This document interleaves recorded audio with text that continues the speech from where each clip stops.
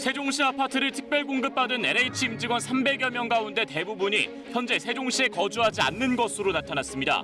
2019년에 특별 공급한 아파트는 1년여 만에 시세가 분양가의 3배 가까이 올랐습니다.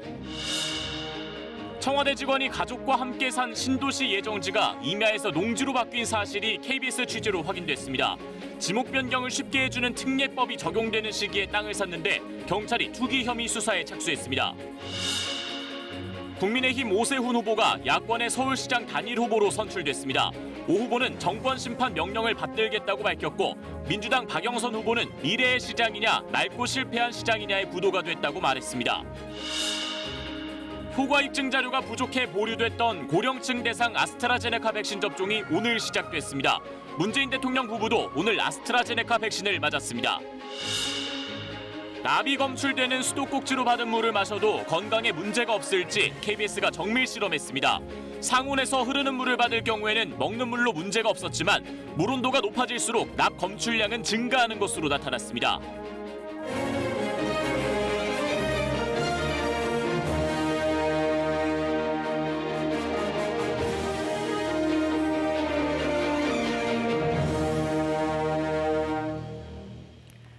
안녕하십니까. 4.7 재보궐선거 이제 딱 보름 남았습니다. 지금까지 서울은 이 3명의 주요 후보가 경쟁하고 있었는데 오늘 오세훈 국민의힘 후보가 야권 단일 후보가 되면서 박영선, 오세훈 이렇게 양강 구도가 됐습니다. 이 관련 소식은 잠시 뒤에 전해드리고 오늘 9시 뉴스는 KBS가 단독 취재한 내용으로 시작합니다. 이 땅 투기 의혹이 불거진 한국토지주택공사 LH 임직원들의 수상한 아파트 재테크 얘기입니다. 이 세종시로 옮겨가는 공공기관의 임직원들에게는 아파트를 특별 공급하는 줄여서 특공이라고 하는 제도가 있습니다. 이 분양 물량의 절반 이상을 우선 배정하기 때문에 경쟁률이 일반 분양의 10분의 1 또는 20분의 1 수준이고 취득세도 면제됩니다. 더구나 세종시에는 분양가 상한제가 시행되고 있어서 주변 시세보다 분양가가 수억 원 낮습니다. 이 세종시로 옮긴 공공기관 직원들 주거 안정을 위한 혜택입니다. 그런데 이 본사가 경남 진주에 있는 LH도 이 특공 대상에 포함됐습니다. 세종시에 지사를 뒀다는 이유 때문입니다. 이 특공을 받은 LH 임직원 명단을 KBS가 입수했는데 이 대다수가 아파트만 분양받고 세종을 떠난 것으로 확인됐습니다. 그럼 이 아파트들 지금은 어떻게 됐을까요? 먼저 김성수 기자가 보도합니다. LH는 2012년부터 2019년까지 8년 동안 특공 대상 기간이었습니다. 확인 결과 8년간 LH 세종본부에서 특공을 받은 임직원은 모두 349명이었습니다. 이 가운데 특공 이후 세종본부에서 계속 근무하고 있는 임직원은 38명뿐입니다. 특공을 받은 임직원의 90% 정도가 인사이동으로 세종을 떠났기 때문입니다. 수시로 날 수도 있어요. 정해진 연도가 없는 거예요? 네, 그렇습니다. 특공을 받은 임직원들이 세종본부에서 근무한 기간은 평균 2년 반 정도였습니다. 분양 뒤에 아파트가 지어지고 입주까지 2년에서 3년 정도 걸리는 걸 감안하면 LH 임직원들의 실거주는 사실상 불가능한 구조입니다. 특별공급 대상자 확인서라는 서류입니다. 특별공급 아파트에 당첨이 되면 소속 기관장에게 승인을 받아 아파트 시행사에 제출하는 서류로 특별공급 대상자임을 확인받는 절차입니다. 2012년 3월 LH 세종본부로 전입한 A씨. 전입 2달 만에 특공 확인서를 발급받고 2달 뒤에 세종본부를 떠났습니다. 4달 남짓 세종서이라고 특공 아파트를 얻었습니다. 부엌 3천 정도. 다 부엌 넘어요. 부엌 2천, 10억. 이렇게. 유부밖에 더 됐어. 3억. 세종본부를 떠나는 달에 특별공급 확인서를 발급받은 직원도 7명. 아예 세종을 떠난 뒤에 확인서를 발급받은 직원도 있었습니다. 아파트가 지어질 땅도 파기 전에 세종을 떠난 겁니다. 개발하면 이익이 남다는 걸 누구나 잘 알고 있고 그들에게 또 특별 분양을 줬고 그러다 보니까 아마도 그 법적 제한이 없기 때문에 아마 투기가 일어나는 거 아닌가 하는 생각이 듭니다. 세종시 아파트 시세는 지속적으로 상승하는 추세입니다. LH 임직원들이 특공으로 받은 아파트를 지금도 소유하고 있는지 여부는 정부도 LH도 파악하지 못하고 있습니다. KBS 뉴스 김성수입니다. 네, 세종시 아파트 시세는 특히 지난 2019년 전후로 급격히 뛰었습니다. LH 임직원들이 아파트를 특별 공급받은 시점을 따져봤더니 2019년 63명이나 됐습니다. LH가 특공 대상이었던 마지막 해인데 이렇게 한꺼번에 분양을 받았고 지금 집값은 그때 분양가의 3배 가까이 됩니다. 계속해서 김비치라 기자가 보도합니다. LH에 대한 특별공급 혜택은 2019년 12월 31일자로 종료됐습니다. 만료를 앞둔 그해 63명의 LH 임직원들이 특별공급 아파트를 손에 넣었습니다. 직전 해에 비해 2배 가까이 늘어난 숫자. 세종시 아파트 시세가 가파르게 오르던 시기입니다. 2019년 막차 특공을 받은 63명 중 절반 이상은 현재 세종본부에 근무하지 않습니다. 내년 입주 예정인 이 아파트의 경우 2019년 LH 임직원 9명이 특공을 받았는데 1명만 빼고 모두 세종을 떠났고 마주보고 있는 이 아파트도 특공을 받은 7명 중 5명이 역시 현재 세종본부 소속이 아닙니다. 최근 입주가 시작된 인근 아파트의 시세는 10억 원대. 2019년 특공 분양가가 3억 원대 후반이던 점을 감안하면 3배 가까이 오른 상태입니다. 워낙 핫해서 매물은 없고 지금은 아무리 못해도 10억 이상은 생각을 하셔야 될 것 같은데 세종시에서는 신규 입주하는 데는 다 그 금액 정도를 거주지 이전이나 퇴직 등 입주 전에 특별공급 자격을 상실하면 분양을 받지 못하게 하는 규정이 있지만 지켜지지 않았습니다. 전출 갔다가 다시 또 와서 또 일을 하는 경우도 있고 그런 경우가 있죠. 사실 또 많습니다. 왜냐하면 이쪽에 이제 업무를 잘 알기 때문에. LH는 적법 절차에 따른 것이며 2019년도에 분양 물량이 많았다고 해명했습니다. 순환 근무를 하고 있는 공공기관 지사 직원들까지 특별 공급 대상으로 포함하고 있는 제도 자체에 근본적인 문제가 있습니다. 이주를 돕기 위해서 특별 공급 제도를 도입을 했는데 실수요자의 기회를 박탈하고 지난해 10월 KBS의 세종시 특공아파트 문제점 고발 이후 법이 한층 강화됐습니다. 올해부터 특공을 받으면 5년의 실거주 의무 규정이 새로 생겼지만 지난 2019년까지 특별 공급을 받았던 LH 직원들에게는 소급 적용이 되지 않습니다. KBS 뉴스 김비치라입니다.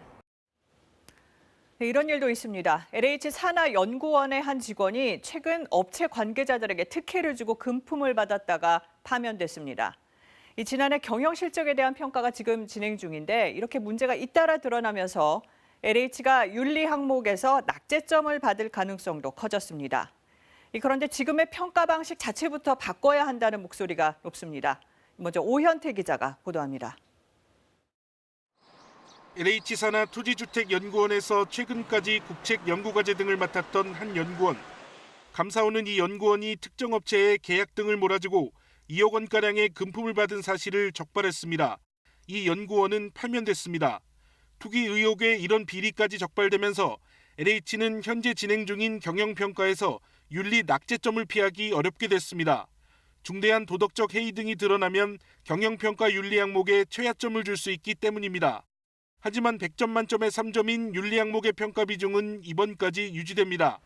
이번 사태 이전에 평가 기준이 정해졌기 때문인데 결국 윤리 항목에서 낙제점을 받아도 전체 경영평가에서 별다른 불이익을 받지 않을 가능성도 있다는 얘기입니다. 윤리평가 비중은 다음 평가부터 확대될 것으로 보입니다.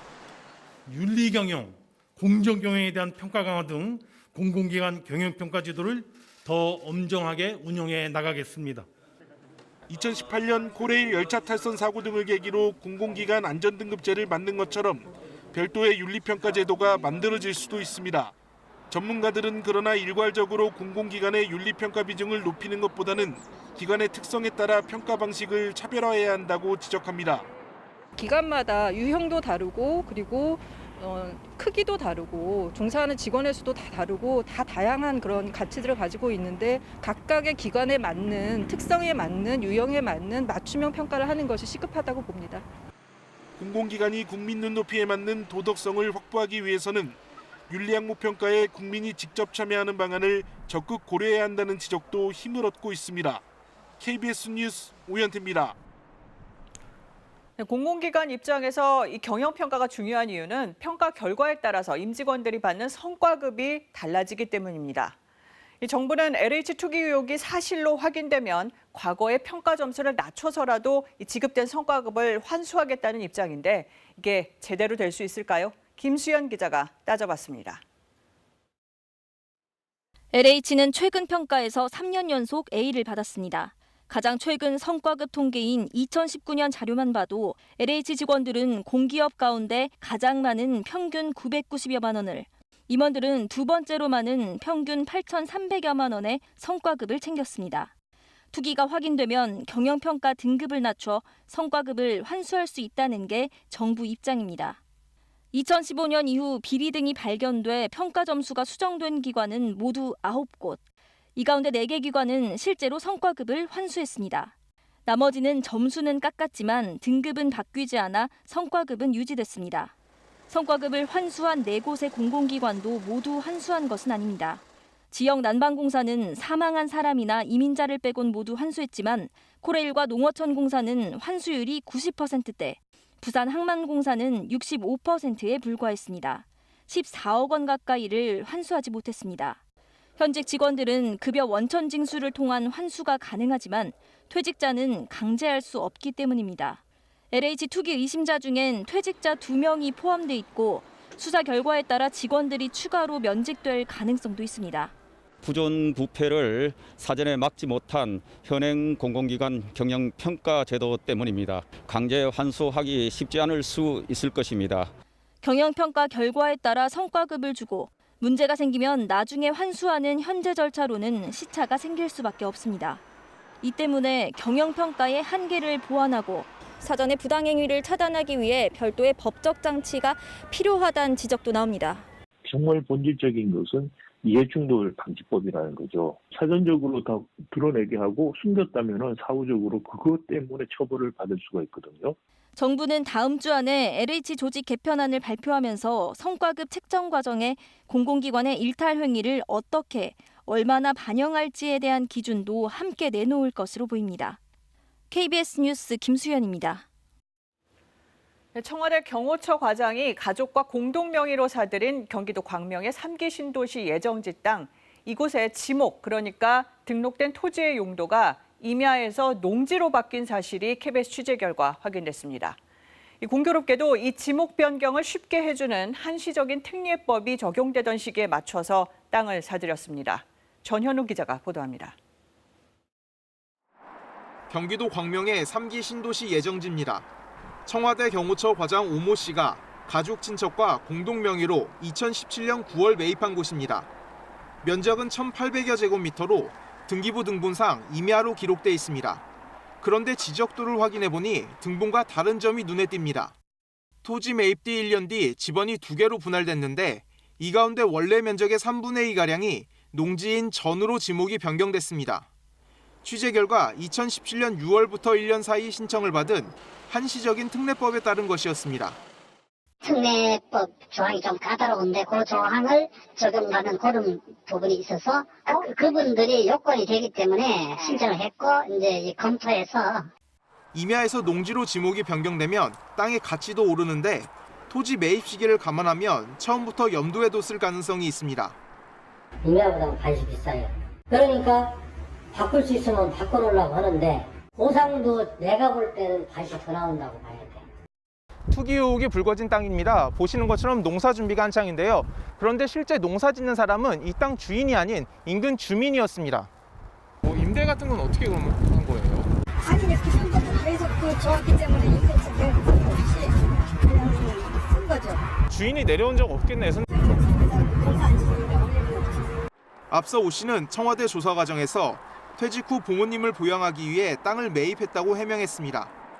국가수사본부는 오늘 오 씨를 비롯해 청와대와 정부가 추가로 수사 의뢰한 투기 의심 공직자 24명을 경기 남부경찰청에 배당해 수사에 들어갔다고 밝혔습니다.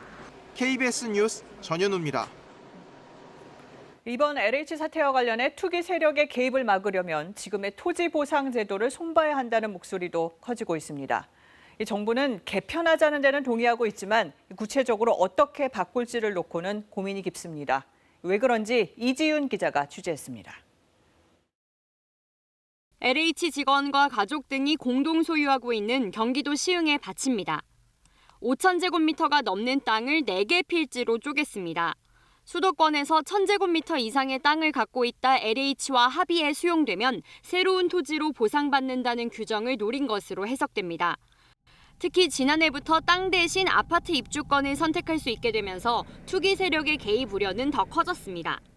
상당한 시세 차익을 노릴 수 있는 상황이 되겠죠. 분양 시점까지 한 2, 3년만 기다리면 보상받는 그런 가치에 비해서 한 50% 오를 수도 있고 이러잖아요.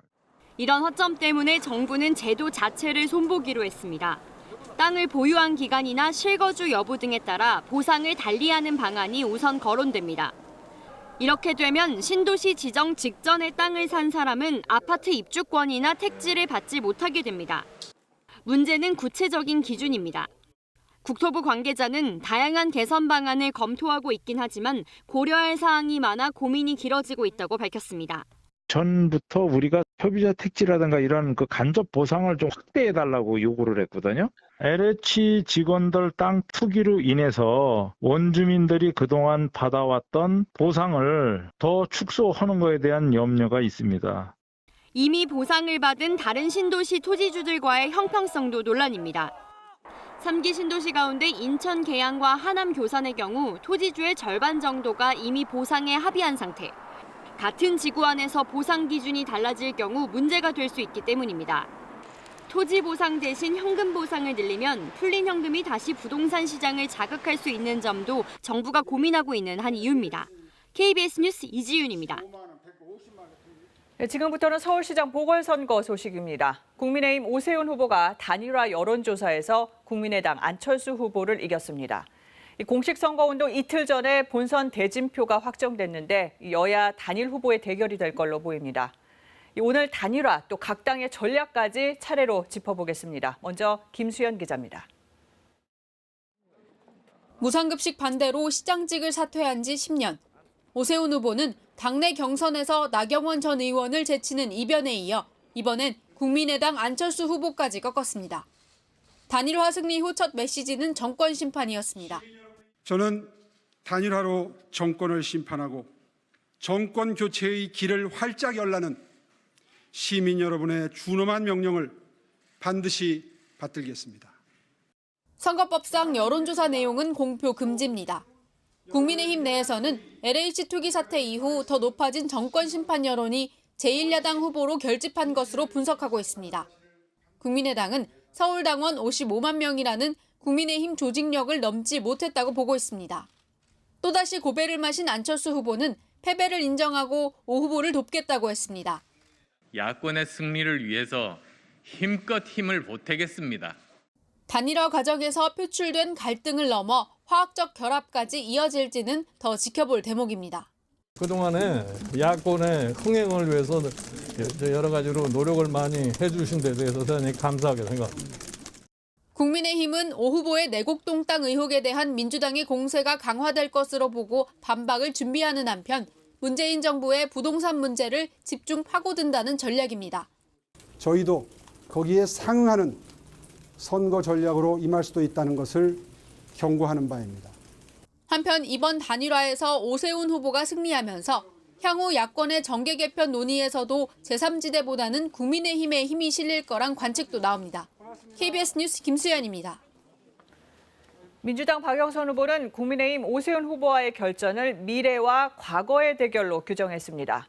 이 정권 심판론에 맞서서 내곡동 땅 의혹을 집중 부각시키겠다는 전략입니다. 민주당은 당의 조직력이 얼마나 결집하느냐를 주요 변수로 보고 있습니다. 개현우 기자입니다. 민주당 박영선 후보는 단일화 결과를 듣고 이번 선거를 미래와 과거 대결로 규정했습니다. 서울의 미래 박영선 시장이냐 아니면 낡고 실패한 시장이냐의 구도다. 정권 심판론 대신 누가 서울의 미래에 적합한지를 호소하겠다는 전략으로 풀이됩니다. 당장 오 후보가 서울시장 때 무상급식 주민투표를 강행하고 중도 사퇴했던 점을 부각했습니다. 아직도 보편적 무상급식을 반대하고 있더라고요. 시민을 차별하는 시장이죠. 그러면서 생활 밀착형 공약들을 잇따라 내놓고 있습니다. 유치원 무상급식, 10만 원 재난위로금을 비롯해 25개국 맞춤형 공약을 발표했습니다. 당면 과제인 코로나 위기 극복을 위해 중요한 건 민생이라고 강조하고 있습니다. 민주당은 5 후보 아내와 처가의 내곡동 땅에 대해선 셀프 보상 의혹에서 공직자의 거짓말 프레임으로 확산시키는 데 집중하고 있습니다. 진실 고백 대신 책임 회피를 위한 말 바꾸기로 일관하고 있습니다. 투표율이 낮은 보궐선거 특성상 조직 동원은 주요 변수. 의석수에서 압도하는 서울 지역 국회의원과 시의원 등의 기대를 걸고 있습니다. 공중전은 여의도에 맡기고 의원님들과 저는 보병전에 치중했으면 하는 마음입니다. 박 후보는 열린민주당 최강욱 대표를 만난 자리에서 양당 뿌리는 하나라며 단합을 강조했습니다. KBS 뉴스 개헌우입니다. 코로나19 소식입니다. 신규 확진자는 346명으로 일주일 만에 300명대로 내려왔지만 뚜렷한 감소세 없이 정체가 길어지고 있습니다.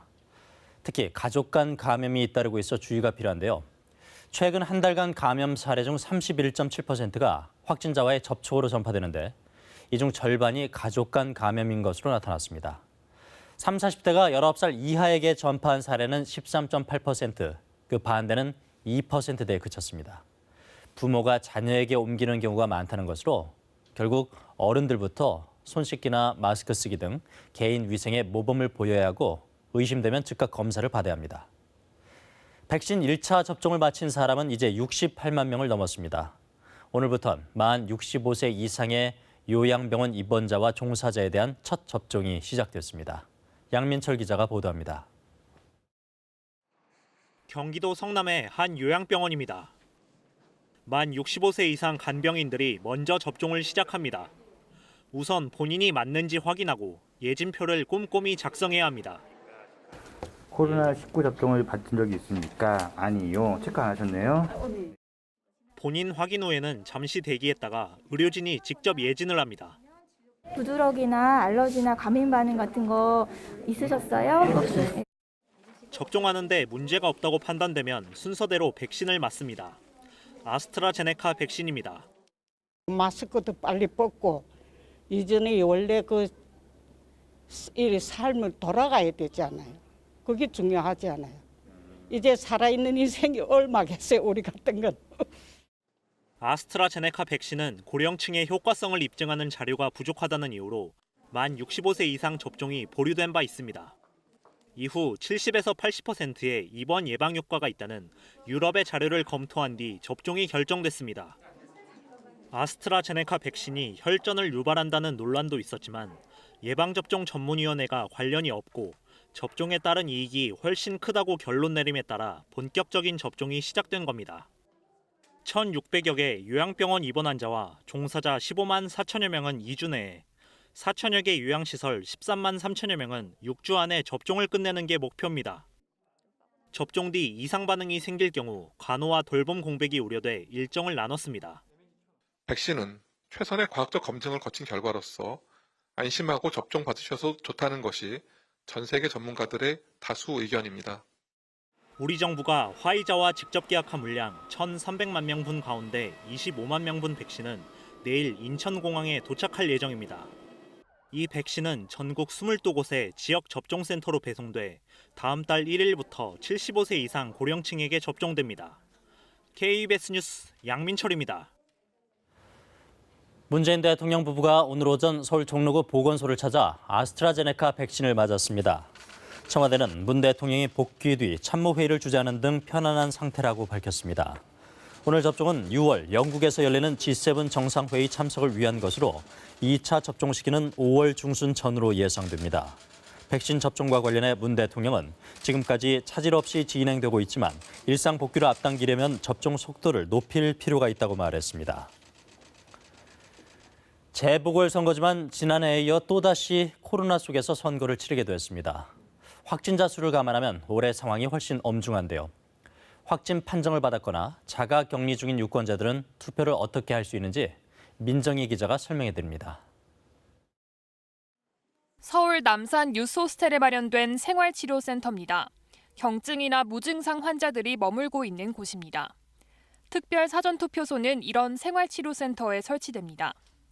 모의 훈련을 하는 유권자가 비닐장갑을 낀 채 입장해 본인 확인을 하고 투표용지를 받아 기표소로 들어갑니다. 통상 열흘 정도 이곳에서 치료받는 것을 감안하면 25일 이후 확진 판정을 받고 이송돼 온 환자들이 투표하게 됩니다. 확진자들이 방문하는 만큼 모든 과정에서 말하지 않고 손짓으로 안내해야 합니다. 특별 사전투표소는 사전투표 둘째 날인 다음 달 3일 8시간가량 운영됩니다. 서울에만 모두 5곳 설치됩니다. 방역 조치들을 강화했습니다. 예를 들면은 투개표 종사원들이 사전 검사를 미리 받도록 했고요. 앞서 병원이나 요양원에 있어 거동이 불편한 사람과 코로나19 확진자에 대해선 지난주에 미리 거소투표 사전 신청을 받았습니다. 선거 당일인 다음 달 7일까지 자가격리하는 유권자들을 위해선 투표 당일 이동 제한 명령이 완화됩니다. 발열과 호흡기 증상이 없고 도보나 자차로 투표소까지 편도 30분 안에 이동할 수 있는 자가격리자가 대상입니다. 일반 유권자와 최대한 동선이 분리되도록 투표 마감 시각인 오후 8시가 임박해서 투표하도록 한다는 계획입니다. 휴대전화 GPS를 반드시 켠 채 투표소로 이동해야 하고 다른 장소를 방문하면 자가격리 이행 위반으로 처벌받을 수 있습니다. 커피를 구매한다든지 아주 사소한 행위지만 가야 되는 그 이외의 행위를 하지 않도록 하는 것을 선거일 직전에 확진되거나 격리될 경우 각 시도 선거관리위원회에 문의하면 투표를 위한 안내를 받을 수 있습니다. KBS 뉴스 민정입니다.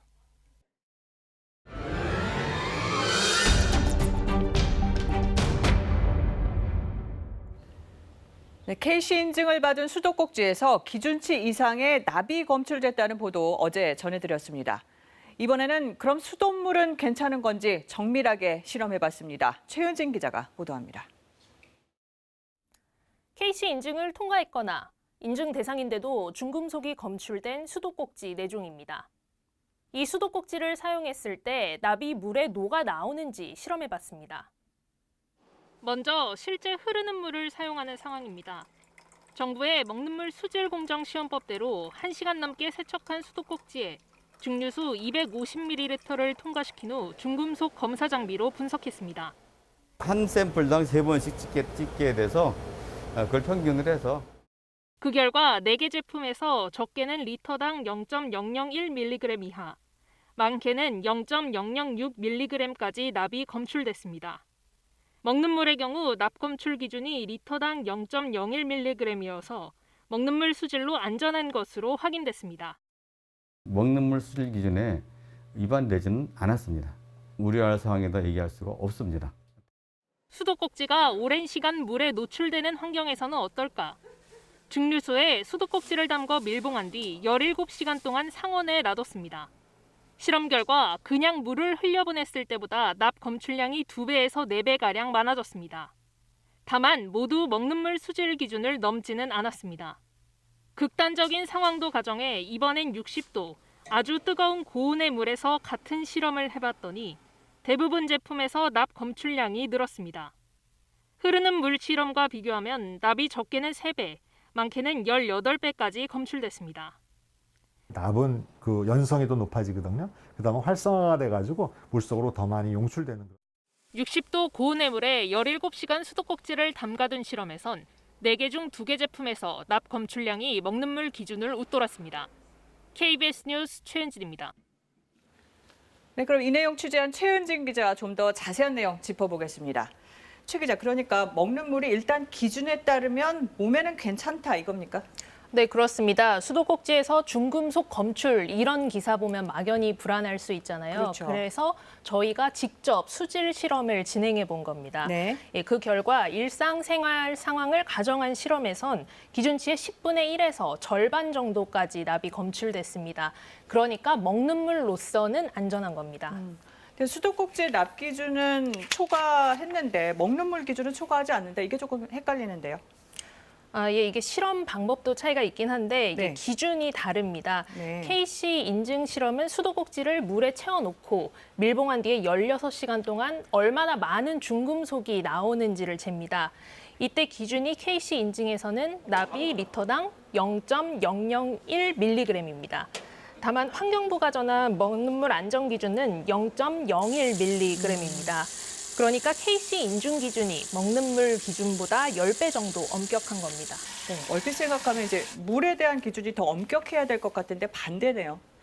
네, 생활 속 공산품, 특히 수도꼭지 같은 경우에는 한번 설치해 두면 오랫동안 사용을 하잖아요. 네. 그러면 이제 물과 접촉하는 시간이 더 길어지고 또 부식 가능성도 높기 때문에 흐르는 물보다 더 엄격한 기준을 적용하는 겁니다. 네.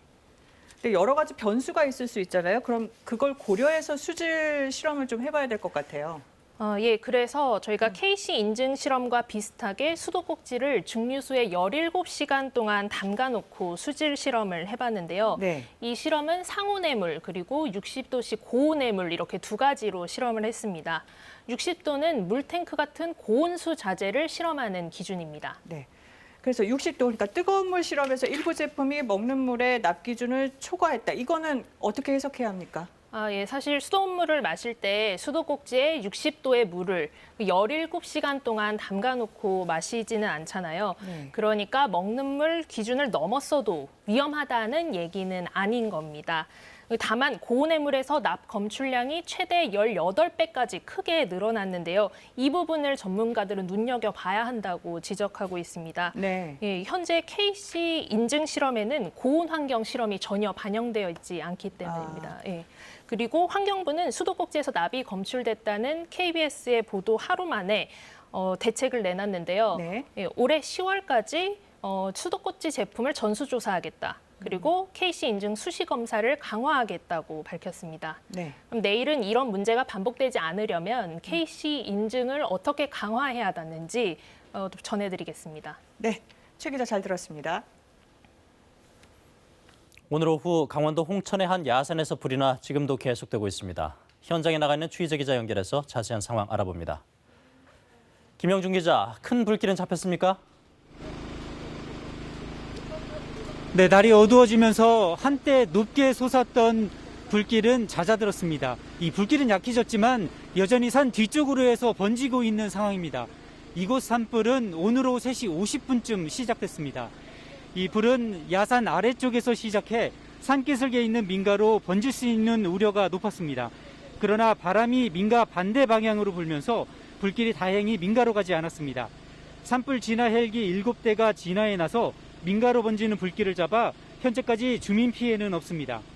홍천군은 오후 한때 산불로 연기가 많이 나자 인근 주민 30여 명에게 안전한 곳으로 대피하라는 안전 문자 메시지를 발송하기도 했습니다. 현재는 불안감을 보이는 주민 4명이 마을 회관으로 임시 대피한 상황입니다. 현재 산불 진화율은 90%가량입니다. 산림 피해 면적은 20만 제곱미터로 추산되고 있습니다. 특히 산불이 난 곳이 나무를 베어내고 쌓아둔 벌채지여서 화염의 기세가 강해 진화에 애를 먹고 있습니다. 산림당국은 불이 크게 확산할 우려는 적지만 강한 바람에 대비해 진화 인력 200여 명을 투입해 방화선을 구축하고 있습니다. 또 내일 오전 해가 뜨는 대로 진화 헬기를 다시 투입할 예정입니다. 지금까지 강원도 홍천 산불 현장에서 KBS 뉴스 김영준입니다. 양승태 대법원장 시절 사법농단 사건에 연루돼 기소된 전직 판사들이 1심에서 집행유예를 선고받았습니다. 사법농단 의혹 관련 사건 중 유죄가 인정된 것은 이번이 처음인데 가장 핵심이라 할 수 있는 재판 개입 혐의에 대해서도 일부 유죄가 인정됐습니다. 먼저 최유경 기자가 선고 내용을 정리했습니다. 양승태 대법원장 시절 법원행정처가 일선 재판에 개입했다는 이른바 사법농단 사건. 검찰은 당시 법원행정처 고위 간부였던 이민걸 이규진 전 판사를 핵심 관계자로 보고 2019년 3월 기소했습니다. 서울중앙지법은 2년간의 재판 끝에 이들의 혐의에 대해 상당 부분 유죄를 인정했습니다.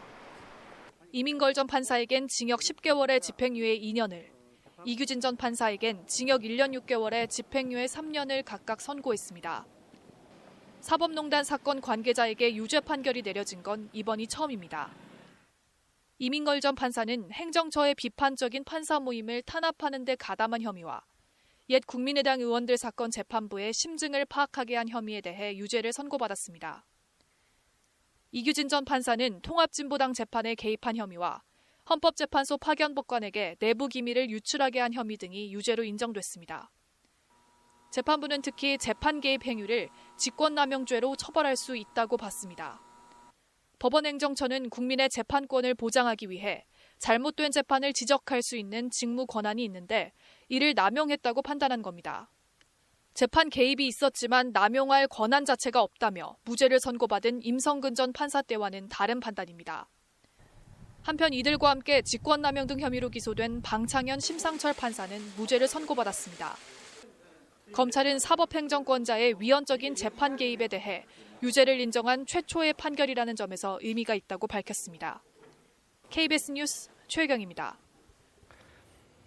유죄 판결을 받은 두 전직 판사는 양승태 전 대법원장과 당시 법원행정처 수뇌부의 핵심 공범으로 재판에 넘겨졌는데요. 오늘 재판부가 당시 수뇌부의 지시와 공모를 상당 부분 인정하면서 양 전 대법원장 등의 재판에도 적잖은 영향을 줄 것으로 보입니다. 이어서 김채린 기자입니다. 범행을 주도하고 지시한 사람은 임종원 전 법원행정처 차장 또는 박병대 전 법원행정처장이다. 재판부가 이민걸, 이규진 전 판사에 대해 유죄를 인정하면서도 집행유예를 선고한 이유 중 하나입니다. 사법농단 사건 과정에 당시 법원행정처 수뇌부의 지시와 공모가 있었다는 겁니다. 재판부는 우선 임 전 차장에 대해선 헌법재판소 내부 사건 정보 유출 지시와 옛 통합진보당 의원들 관련 재판 개입, 판사 연구회에 대한 부당한 탄압 등 사건 전반에 걸쳐 공모한 것으로 인정했습니다. 특히 연구회 탄압의 경우 임 전 차장이 최종 의사결정권자였고 일부 판사들을 반대 세력이나 장애물로 여기며 사법행정권을 남용했다고 밝혔습니다. 재판부는 박병대 전 처장 역시 통합진보당 의원들 사건 재판과 헌법재판소 관련 법원 결정 등에 최소 3차례 개입한 최종 지시자로 지목했습니다. 양승태 전 대법원장의 경우 핵심 혐의인 재판 개입에서는 공모를 인정하지 않았지만 헌법재판소 자료 유출 지시와 연구회 탄압 혐의의 공범이라고 판단했습니다. 양 전 대법원장과 박 전 처장, 임 전 차장 등 당시 법원행정처 수뇌부들의 1심은 아직 진행 중입니다. 이들의 재판에서 핵심 쟁점인 재판 개입과 보고서 작성 지시에 대해 처음으로 유죄 판단이 나오면서 앞으로 재판에 불리하게 작용할 수 있습니다. 특히 오늘 유죄를 선고한 재판부는 임 전 차장의 1심 재판도 맡고 있습니다. 이 때문에 재판부의 유죄 심증을 이유로 임 전 차장이 재판부 기피 신청을 할 수 있다는 관측도 나옵니다. KBS 뉴스 김채린입니다. 네, 지난주 알래스카에서 열린 미국과 중국의 고위급 회담이 가시도친 설정 끝에 공동성명이나 발표문 없이 끝났는데요. 그 후폭풍일까요? 미국과 유럽연합이 중국의 인권 문제를 제기하면서 제재 명단을 내놓자 중국도 이에 질세라 EU 인사들에 대한 제재를 발표하면서 맞불을 놨습니다. 워싱턴 연결해서 자세한 내용 알아보겠습니다. 금철영 특파원, 미국과 EU가 함께 중국 제재에 나선 건 이례적인 일 아닙니까? 네, 그렇습니다. EU는 중국과 러시아, 북한 등 6개 나라 관료 11명과 4개 단체에 대한 제재를 발표하면서 중국에 대한 제재가 신장 지역 위구르족에 대한 인권 탄압 때문이라고 밝혔습니다. 동시에 미 재무부도 같은 이유로 신장 지역 공안국장 등 2명을 제재 대상에 올렸습니다. EU는 그동안 인권 문제를 이유로 직접적인 대중 제재 카드를 꺼내진 않았는데 이젠 달라진 모습입니다. 유럽연합 외교정책 담당관과 미 백악관 대변인 발언 각각 들어보시겠습니다.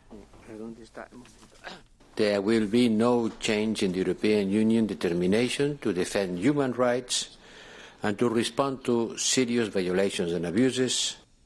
We took action, as you noted, in unity with the United Kingdom, Canada, and the European Union, who also acted against human rights abusers in connection with these atrocities. 네, 그럼 중국은 어떻게 대응하고 있습니까? 이 러시아랑 관계를 더 다지는 것도 눈에 띄던데요. 네, 미국과 유럽연합 동시다발적 압박에 중국도 외교 관계를 다지면서 공동전선을 구축하려는 모양새입니다.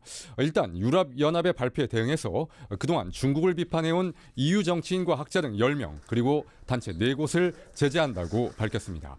중국을 방문 중인 러시아 외교장관과의 공동성명에는 인권 문제를 정치화하지 말고 내정 간섭하지 말라는 취지의 내용도 담았습니다. 不能以自己的标准肆意干涉别国内政，打着民主人权旗号搞政权更迭。 네, 그리고 말레이시아가 미국으로 송환한 북한 사업가 재판이 시작됐죠? 네, 그렇습니다. 북한이 말레이시아와 외교 관계까지 단절한 계기가 된 만큼 재판의 파장도 만만치 않을 것으로 보입니다. 북한 국적 문철명 씨는 북한의 사치품을 반입하기 위해 미국 금융 시스템을 이용한 150만 달러 규모의 자금 세탁에 관여한 혐의를 받고 있습니다. 미 법무부는 문 씨가 유엔 제재 대상인 북한의 정찰 총국과 연계된 것으로도 파악하고 있습니다. 지금까지 워싱턴에서 전해드렸습니다. 네, 위안부 피해를 왜곡한 램지어 교수의 논문을 비판하는 여론이 하버드대 안에서 확산되고 있습니다. 램지어 교수가 활동하는 이 대학 일본학 연구소에서도 논문의 근거가 우려스럽다고 공식적으로 문제 삼았습니다. 이 내용은 뉴욕 한보경 특파원이 전해드립니다. 하버드대 라이샤워 일본학 연구소가 램지어 교수의 논문에 대해 가장 큰 우려를 나타낸 대목은 무엇보다 학술적 근거가 부족하다는 겁니다. 연구소는 공식 성명을 통해 진실 추구와 최고 수준의 학문적 완결성을 존중한다면서 램지어 교수의 최근 출판물은 일본학 연구자들 사이에서 학문의 실증적 근거와 관련해 심각한 우려를 불러일으켰다고 했습니다. 일본군 위안부 피해자를 자발적 성매매 여성이라고 명시한 램지어 교수의 주장을 뒷받침할 증거가 빈약하다는 뜻입니다.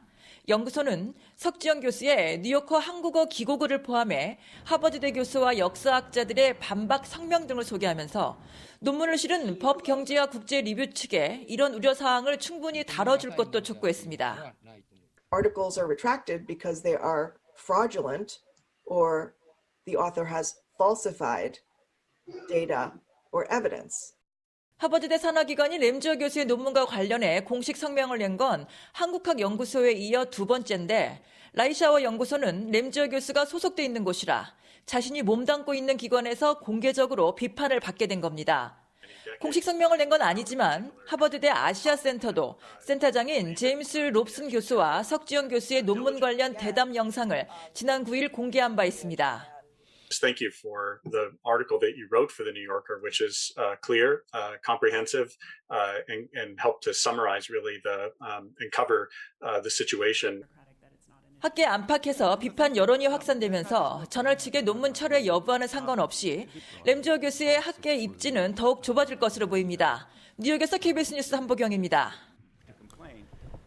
코로나19 확산으로 요양병원이나 장애인 거주 시설 등은 외부와의 접촉이 엄격히 제한됐었습니다. 그러다 보니 인권의 사각지대가 될 수도 있다는 우려가 꾸준히 제기됐었는데요.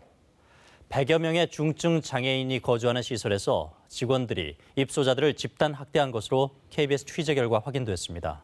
먼저 이유민 기자가 보도합니다. 바지 아래로 드러난 무릎에 검푸른 멍자국이 선명합니다. 손목에도 2개의 줄 모양으로 상처가 남았습니다. 경기도 여주의 한 중증장애인 거주시설 입소자들의 모습입니다. 이 시설에서 거주 중인 중증장애인 7명이 시설 직원들로부터 집단 학대를 당한 정황이 드러났습니다. 서울시 장애인권익 옹호기관이 CCTV 영상을 확인했더니 시설 직원이 입소장애인의 목을 잡고 강제로 물을 먹이며 머리를 때리거나 공을 발로 차 장애인의 몸에 수십 차례 맞추는 모습 등이 확인됐습니다. 재활치료에 쓰이는 기립기를 자체적으로 만들어 입소장애인을 30분 이상 묶어두기도 했습니다. 기립기가 달려있던 자리입니다. 학대 도구로 쓰였다는 지적이 나오자 지금은 떼어낸 상태입니다. 이런 학대는 지난해 1월부터 반년가량 지속됐습니다. 가담한 직원만 15명인 것으로 파악됐습니다.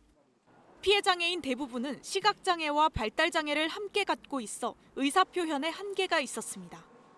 여기에 코로나19 확산으로 면회 등 외부 접촉이 제한되면서 학대 사실은 학대가 시작된 지 8개월이 지나서야 알려졌습니다.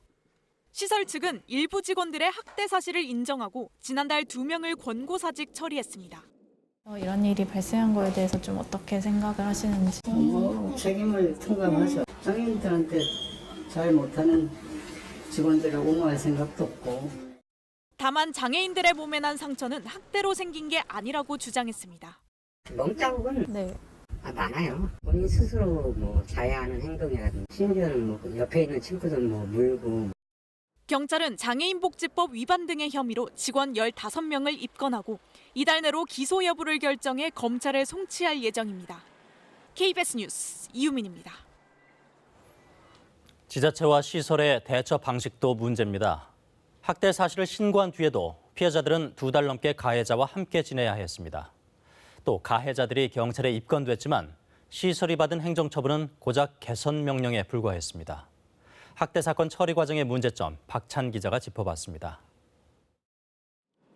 문제가 된 장애인 시설에서 학대 신고가 들어온 건 지난해 8월입니다. 다음 달 구청 현장 조사에서 피해자 몸에서 멍자국이 발견되는 등 학대 정황이 확인됐습니다. 하지만 그 후로도 2달이 지나서야 피해자들은 가해자들과 분리조치됐습니다. 그마저도 서울시 장애인 권익옹호 기관이 가해자로 특정한 5명을 같은 시설 내 다른 생활실로 이동시키는 데 그쳤습니다. 심지어 이후 경찰 조사 과정에서 확인된 추가 가해자 10여 명은 지난달까지도 피해자들과 함께 생활했습니다.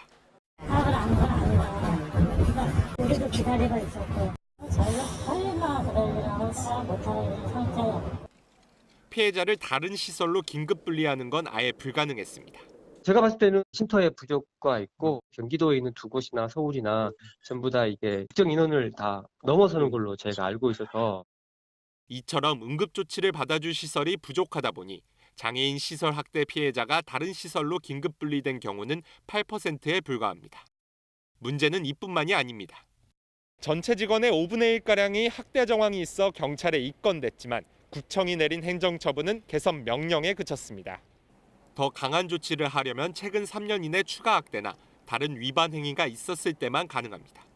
인권 침해를 미연에 방지할 수 없었다라고 하는 점이고요. 그래서 이 체계를 어떻게 보완해 나갈 것인지에 대한 부분도 필요하지만 30인 이상의 대형 거주 시설들에 대해서는 강도 높은 전수조사가 반드시 필요하다. 해당 시설이 속한 사회복지법인을 관할하는 서울 강남구청은 경찰 수사 결과에 따라 추가 행정처분을 고려하겠다고 밝혔습니다. KBS 뉴스 박찬입니다. 아동학대 사건에서도 피해 아동과 가해자를 서둘러 떼어놓는 게 피해를 줄이는 방법인데요. 이달 말부턴 학대 피해가 의심되는 아동을 보호시설로 분리할 수 있게 됩니다. 이를 위해선 보호시설과 인력이 충분해야 하는데 우리 상황은 어떨까요? 우한솔 기자가 보도합니다. 세 차례 신고해도 막을 수 없었던 정인이 사건. 대응이 미흡했다는 비판에 즉각 분리 제도가 오는 30일부터 시행됩니다. 먼저 보호 공백이 생기면 보호시설인 학대 피해 아동 쉼터나 적합한 위탁 가정 등에 갈 수 있도록 제도적 장치가 마련됐습니다.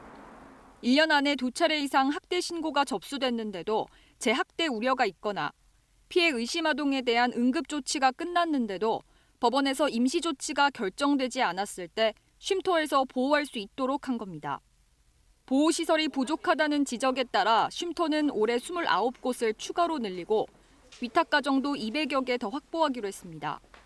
또 신고는 112로 일원화됩니다. 야간이나 휴일에 신고가 접수되면 경찰이 우선 현장을 확인하고 즉각 분리 최종 판단은 아동학대 전담 공무원이 결정합니다. 실질적으로 지금 아동학대 전담 공무원 인력이 그렇게 촉박하지 않은 상황이 이제 세팅이 되어 있다 보니 실현 가능한 쪽으로 좀 정비가 필요하다라고 현장에 의견들이 많이 있었던 걸로 알고 있습니다. 결국 효과를 보려면 시설과 인력을 얼마나 계획만큼 확보하는지가 관건입니다. 최근 5년 동안 아동학대 사례가 2.5배 늘어날 동안 아동보호 전문기관은 11곳 늘어나는 데 그쳤습니다. 정부 예산뿐만 아니고 지방자치 예산을 같이 쓰고 있어요. 지방자치단체에서의 의지라든지 재정 자립도도 굉장히 영향을 미칠 수 있거든요. 시설을 설치하고 운영하는 데에서 좀 부담을 가지는 경우들도 있고요. 시군구에 한 곳씩 있어야 하는 아동보호 전문기관은 전국에 69곳. 전국 229개 지자체 가운데 30%에 불과합니다. KBS 뉴스 우한솔입니다.